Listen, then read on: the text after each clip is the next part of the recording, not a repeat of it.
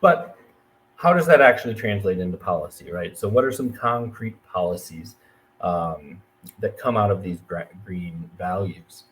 To make it kind of easier to break them down, I've broken them down into the 4 pillars. So we've got ecology, right? We've got the Eco-Socialist Green New Deal, which is our, massive, and the Eco-Socialist Green New Deal is a balanced budget that gets us to 100% renewable energy, clean energy in all sectors by 2030, or at least in 10 years. Let's call it 10 years since it was put out in 2020.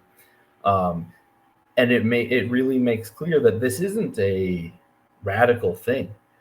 This is a very achievable thing. It's a hard transition. It's a massive shift in our society and our economy. But we've waited too long, and we're now right at the edge of a cliff of the climate collapse, and we don't have time for slow change. So with our Eco-Socialist Green New Deal, we've got 100% clean energy in all sectors, not just in power generation, but across all sectors by 2030. We ban fracking, divestment from fossil fuels, green manufacturing, zero waste recycling, regenerative agriculture, bringing back the Civilian Conservation Corps, green public transportation, and an Office of Climate Mobilization are the things that we call for. Under social justice, we've got ending the war on drugs, passing more robust anti-discrimination laws, defending reproductive rights, passing the Equality Act, right? And when you think about these kind of things that we're saying, a lot of times people will say, well, the Democrats stand for that too, but they don't, right? They had both houses and the presidency, and they didn't pass the Equality Act. And what are we seeing as a result of that right now? We're seeing attacks on trans rights across the country, right? The same thing would go for reproductive rights. Oh, the Democrats are for reproductive rights. Well, they had 50 years to protect Roe legislatively, and they chose not to. They chose to keep it on the chopping block. They chose to keep it, accessible to be destroyed by a conservative Supreme Court, which they thought never would happen, despite Republicans saying the second we have control of the court, we're going to do it. And they wanted to keep it as a fundraising, platform. And so what we see is, despite multiple chances to codify it, despite even after Roe fell, having control of both houses, they could have done away with the filibuster. And they could have protected Roe legislatively. But the truth of the matter is, outside of fundraising emails, the Democratic Party does not have consensus on reproductive rights, right? In 2016, their vice presidential candidate, Tim Kaine, was anti-abortion, right? Joe Biden, our current Democratic president, spent most of his career opposing abortion and even voting for allowing states to overturn Roe. So when we think about the words that come out of the Democratic Party's mouth, and we look at their votes, we find out that they actually aren't with us on these things. We need to pass the Equal Rights Amendment. We need to pass an economic bill of rights.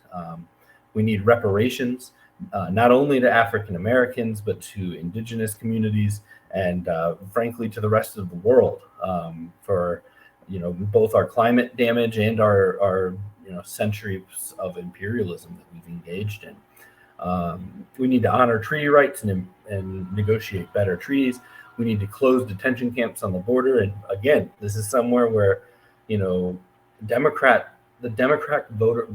voter base was up in arms about Donald Trump's immigration policies, but they've been continued under Joe Biden. They've fought in the courts to continue them under Joe Biden.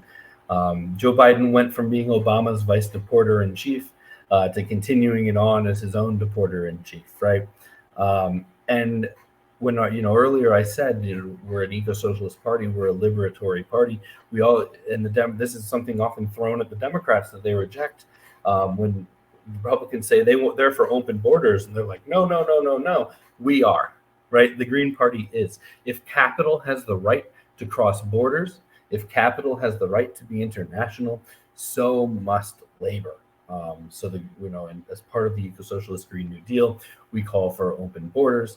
An example would be similar to the EU system, where you still go to the border, you still give ID, make sure that you aren't wanted for a crime or whatever. But generally, there is free passage of labor and of human beings across these borders, especially our southern border, where we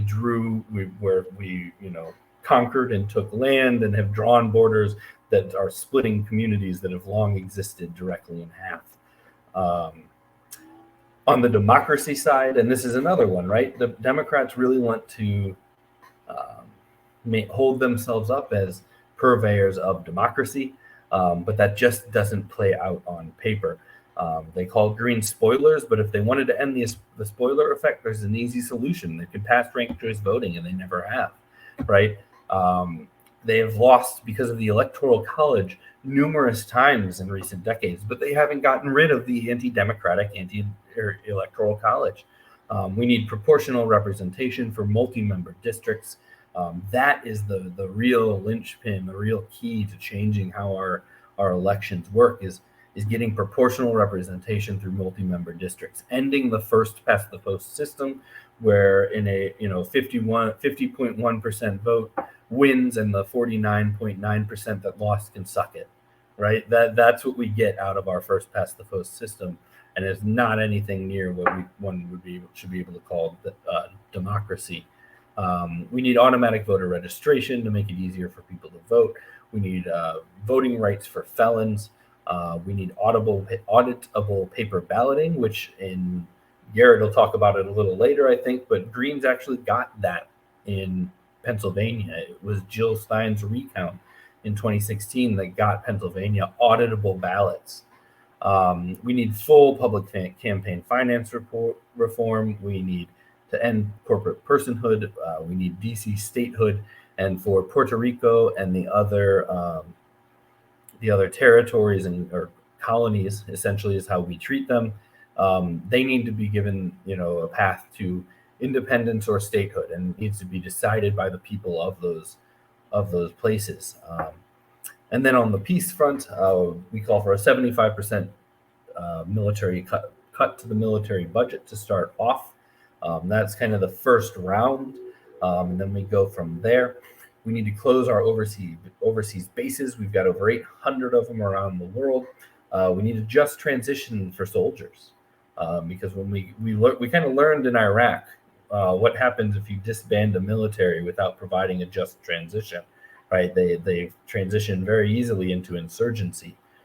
So as we roll out this 75% military budget cut, we've got to make sure that our soldiers are transitioned into the labor force in the domestic market, and that they're taken care of until that can happen. We need new nuclear treaties and nuclear disarmament, including a no first use policy. We need to stop our habit of coups and meddling around the world, lift sanctions, support BDS in liberation for Palestine. And as I said earlier, we need a global Green New Deal. We need to essentially pay reparations to the rest of the world for both our climate and military aggression and the damage that has been caused.